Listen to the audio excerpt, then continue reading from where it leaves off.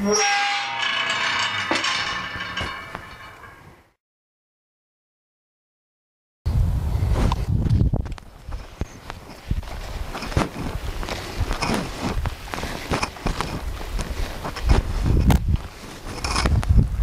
want to give you just a brief history of markup, and this is a selective history. This isn't the full history of markup, but it's what I want you to understand before we really get into the ideas of XML or HTML markup. And that's where markup came from. Markup really began as marks on a page, literally mark up. So editors had it for a long, long time, and editors would use it to specify what everything on the page needed to look like, or the changes that needed to be made. And that's the kind of markup that you'll see in editorial work. The way editors put marks on the page in order to decide what things are.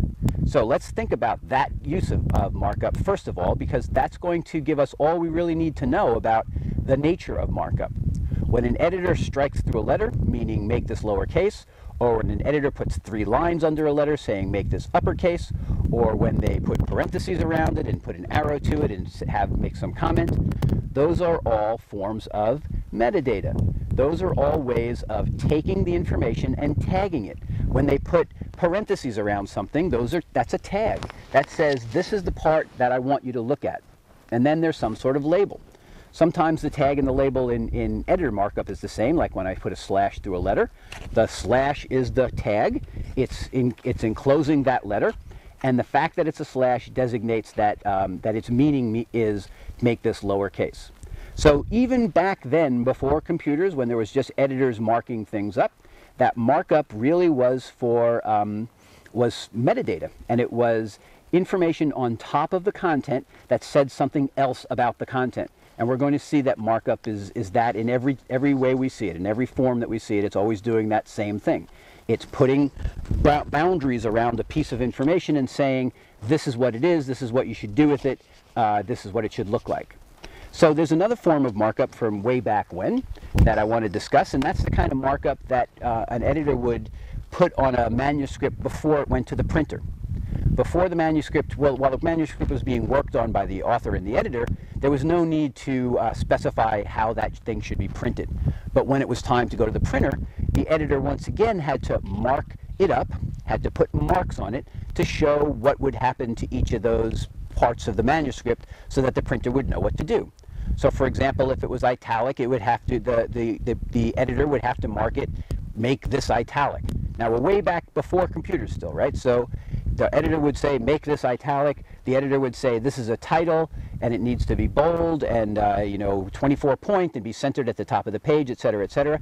They would put in little commands or little notations, little pieces of markup, pieces of metadata that all told the printer what to do with that particular work and how to format it. So that was a case of formatting markup.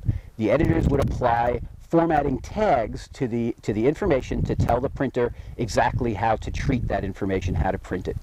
Okay, so let's fast forward a little bit out of the age before computers and let's go into the age of computers. So at first on computers there was no markup at all. If you typed a sentence into the computer, it was just that sentence. There was no way to flag it as having anything but the content itself. And of course that was quickly found to be entirely inadequate for representing any sort of publication type information. And so markup was begun. Markup began in word processors early on, and when it was in our word processors, it was literally just like the markup that an editor would put in there.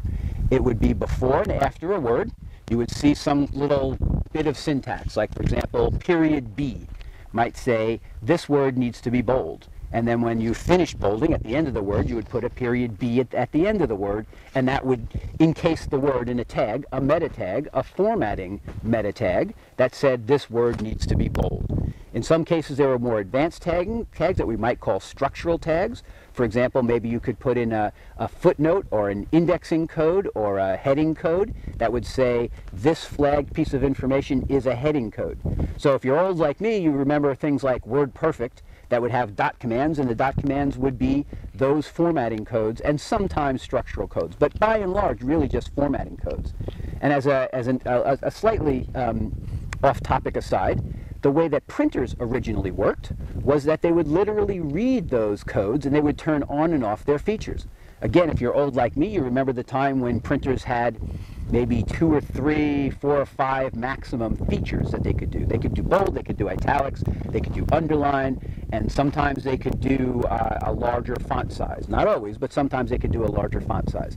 And when those markup commands went to the printer, they were called escape sequences. When they went to the printer would turn on and off those features. So literally, as the printer scanned through the text, it would turn on and off its features based on the tags that it encountered.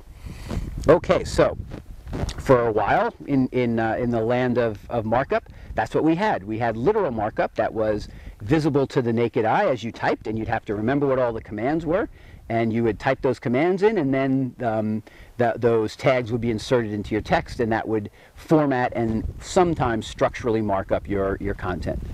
So fast forward a little bit further to the time of WYSIWYG. What you see is what you get, and if you happen to remember that transition, you'll know that it was a really big deal at the time. It was the kind of major innovation in word processing that instead of having to know what .b meant, you can just press a button with a bold B on it, and all of a sudden the word would be bold.